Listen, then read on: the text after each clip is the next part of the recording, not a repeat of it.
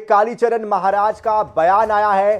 खुली जीप में फरसा और तलवार लहराने पर कालीचरण महाराज बोले, कोई भेंट दे गया तो उसे स्वीकार करना पड़ता है। हिंदू क्रांतिकारी बन गया है। खरगोन की घटना को लेकर भी वो बोले कि जब तक हिंदू कट्टरवाद राजा शासन में नहीं बैठते ये होता रहेगा। अभी 3 ही लोग हैं, मोदी, योगी और शाह। हर प्रांत में हिंदू कट्टरवाद राजा बैठना चाहिए, तभी हिंदुओं पर अत्याचार कम होंगे। तो क्या उन्होंने कहा ये आपको सुनाते हैं।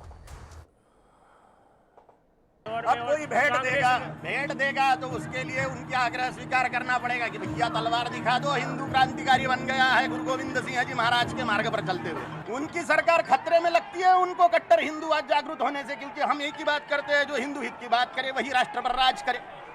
क्योंकि हम तो हमारा हित देखेंगे हिंदुओं का, उनको स्वार्थ साधना है, हम हिंदुओं का स्वार्थ साधेंगे। ये तब तक के होता रहेगा जब तक के कट्टर हिंदूवादी राजा बैठते नहीं पूरी तरह से शासन में। अभी 3 ही लोग हैं, मोदी जी, योगी जी, शाह जी। हर प्रांत में कट्टर हिंदूवादी राजा बैठने चाहिए शासन में, तो हिंदुओं पर अत्याचार होना बंद हो जाएगा। तो इसके पहले जेल से हाल ही में जमानत पर बाहर निकले हुए हैं कालीचरण, और अब एक बार फिर से विवादित बयान उन्होंने दिया है। हिंदू राजा की उन्होंने बात की है, हिंदू राष्ट्र की बात की है। खुली जीप में फरसा और तलवार भी लहराई है। जाहिर तौर पर फिर से एक बार इस तरह से वो बातें कर समाज में भड़काऊ भाषण के तौर पर इस भाषण को वो करते हुए दिखाई दिए। और इस पूरी खबर पर अधिक जानकारी के लिए हमारे साथ हमारे संवाददाता महेश मिश्रा जुड़ चुके हैं।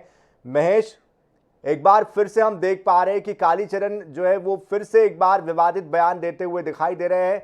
क्या वो मौका था जब उन्होंने इस तरह की बात रखी, और क्या इसको लेकर किसी तरह की कोई कार्रवाई, आपत्ति, कोई बयान सामने आया है?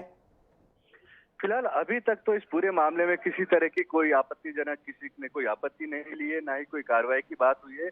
आज इंदौर में एक आयोजन में जब वो छत्तीसगढ़ से रिहा होके आए थे, उसके बाद में पहले एक सार्वजनिक आयोजन में पहुंचे थे, जहां हम लोगों ने उनसे बात की। जो उन्होंने अपने इंदौर पहुंचने के बाद में, अपनी रिहाई के बाद में जो तलवार लहराई थी, जो उन्होंने फरसा लहराया था, उसको लेकर सवाल पूछा तो उनका कहना था कि कोई देगा, भावना पूर्वक देगा तो उसको हाथ में नहीं लिया जाएगा। साथ ही साथ उन्होंने बहुत ही कट्टरता की, जो हिंदू कट्टरवाद की बात कही जाती है उसकी वकालत करते हुए नजर आए। दरअसल कालीचरण के लिए इस तरीके का स्टैंड लेना, इस तरीके के बयान देना उनके पॉलिटिकल कैरियर के लिए या उनके खुद के अपग्रेडिंग के लिए ये बहुत जरूरी है, बहुत मुफीद भी है। मध्य प्रदेश में जो सरकार है उसमें कहीं ना कहीं उनके इस तरीके के बयानों से उनको एक हाइट मिलती है, तो उस बयानों के चलते ही वो चर्चा में रहते हैं। तो उन्होंने साफ तौर पर कहा है कि कट्टर हिंदुत्व की जरूरत है देश में। उन्होंने मोदी जी का, योगी जी का और अमित शाह का नाम लेते हुए कहा कि इस तरीके के राजा, मतलब कि इस तरीके के मुख्यमंत्री देश के हर राज्यों में बैठना चाहिए। तो कहीं ना कहीं ये उनकी एक जो अपकमिंग हो रही है, अपग्रेडिंग हो रही है, उसी रणनीति का हिस्सा है।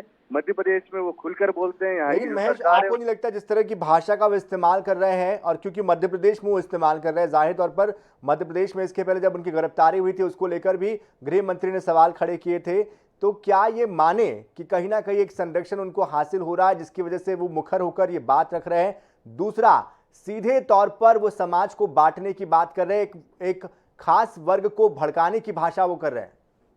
निश्चित तौर पर मध्य प्रदेश में उन्हें शुरू से राजनीतिक संरक्षण प्राप्त हुआ है। जब ये महाराष्ट्र से इंदौर पहुंचा था उसके पहले इस व्यक्ति को यहाँ पे कोई नहीं जानता था। ये कथित तौर पर महाराज और बाबा जो बना है वो भारतीय जनता पार्टी के कुछ विधायक और कुछ नेताओं के संरक्षण के चलते बना है।